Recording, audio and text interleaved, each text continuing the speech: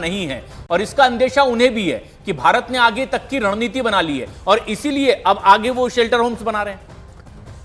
आज दिन में हमने रावलपिंडी को टारगेट किया। Rawalpindi twin city of Islamabad, 12 kilometre कुछ पड़ता है, तो हमने इस्लामाबाद को भी टारगेट किया शाम को।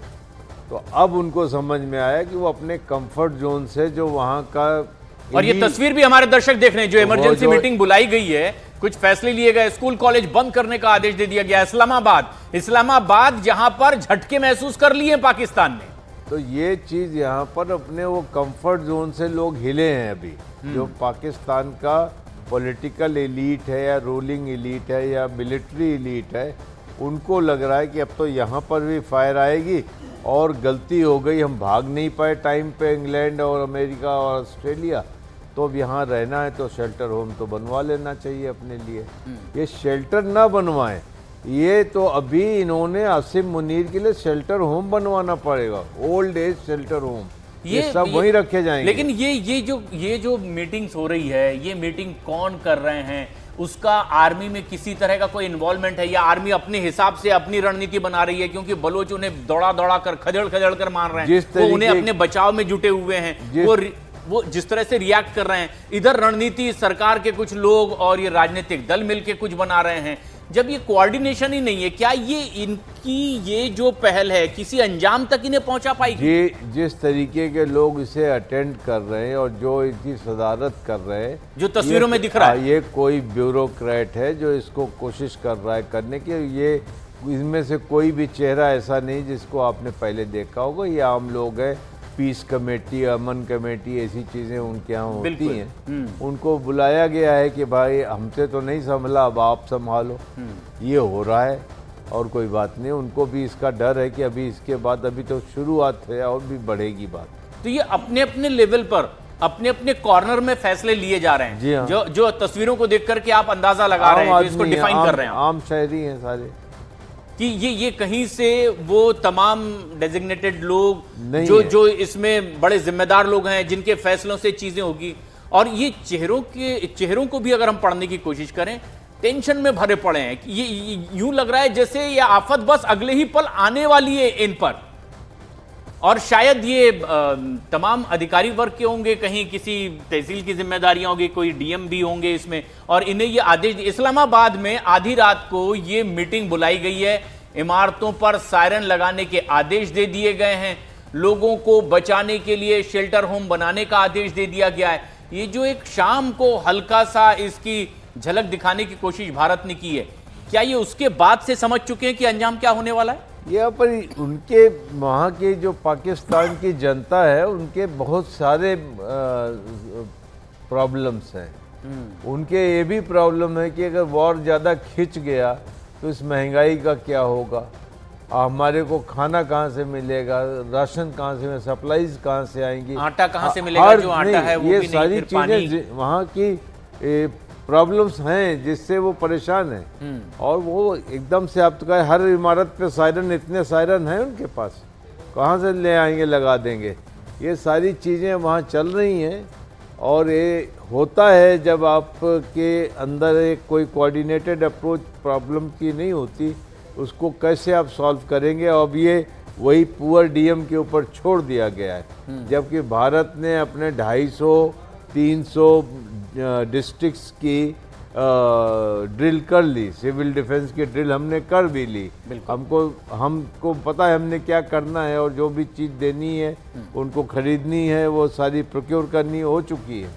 तो उसे एक अपनी अपनी सोसाइटी और अपने एक देश का एक कैरेक्टर होता है। इस बीच जो ये ताज़ा बयान भी अमेरिका की ओर से इस बीच आ गया है कि शहबाज शरीफ ने अमेरिका से गुहार लगाई थी मदद की, और अमेरिका ने साफ कह दिया है कि पाकिस्तान को कोई मदद नहीं।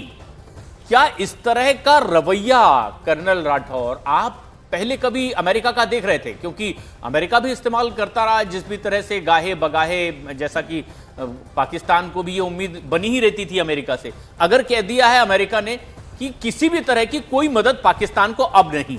प्रशांत, यहाँ पर मैं कारगिल 2 देख रहा हूँ। कारगिल को मैंने बहुत क्लोजली फॉलो किया था। बिल्कुल। आपने मुशर्रफ ने कारगिल कराया, नवाज शरीफ को उन्होंने धोखा दिया। और जब वो बात आई बिल क्लिंटन के यहाँ जा कर के उनको डांट खाने के लिए, तो नवाज शरीफ को भेज दिया। और यही चीज़ वहाँ हुई थी जिसमें पाकिस्तान की आर्मी का मुखौटा पाकिस्तान की जनता के सामने खुल गया था। अपने मारे हुए जवानों के उन्होंने बॉडीज़ लेने से मना किया, उनको पहले मुजाहिद बताया। वहाँ पर नॉर्दर्न लाइट इन्फेंट्री लड़ रही थी, वो बहुत मारे गए थे और हर तरीके की किरकिरी हुई थी। और वही चीज़ अब यहाँ हो रही है, क्योंकि पॉलिटिकल क्लास के साथ उनका कोई संबंध नहीं है।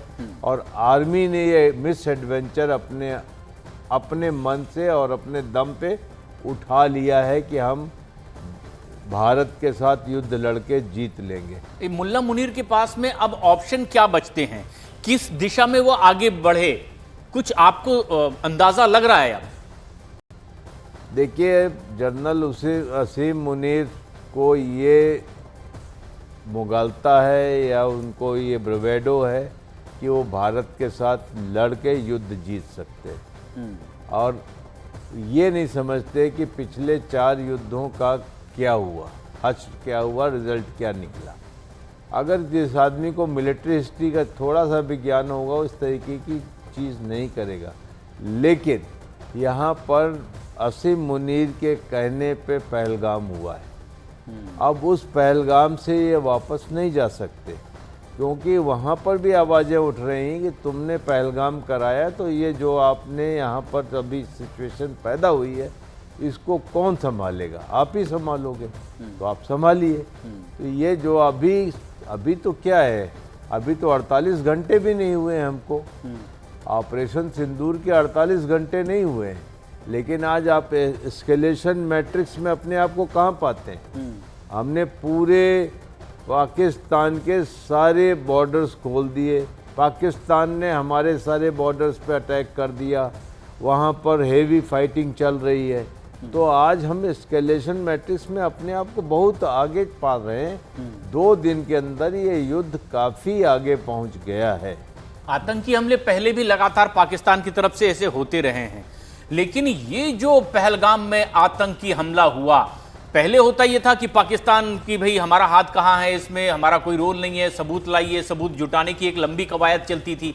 लेकिन इस बार जो पहलगाम में हुआ कि नाम पूछा गया, उनका मजहब पूछा गया, कलमा पढ़वाया गया, और ये सब कुछ तब हुआ जब बस कुछ वक्त पहले ही जनरल असीम मुनीर बताते हैं कि 2 नेशन थ्योरी क्या है, किसके साथ रहा जा सकता है, किसके साथ नहीं रहा जा सकता। उसके बाद मजहब पूछा जाता है, कलमा पढ़वाया जाता है, फिर गोली मारी जाती है और पूरी दुनिया ये बात देखती है। तो क्या अब ये कई कदम आगे बढ़ चुकी थी बात कि अब वो फिर से पाकिस्तान पूछता कि सबूत कहां हैं, ये तो हमारे ऊपर इल्जाम क्यों लगाए जा रहे हैं, या पाकिस्तान में ये मैसेज चला गया है कि सब कुछ मुनीर ने ही करवाया है, सबूत अब इसके कोई पाकिस्तान में भी नहीं मान रहा हो? देखिए, मेरी जो इस बारे में राय थोड़ी सी अलग है जी। 2019 में पुलवामा हुआ था फरवरी में। उस वक्त DGISI कौन था? लेफ्टिनेंट जनरल असीम मुनीर DGISI था, और पुलवामा हुआ था।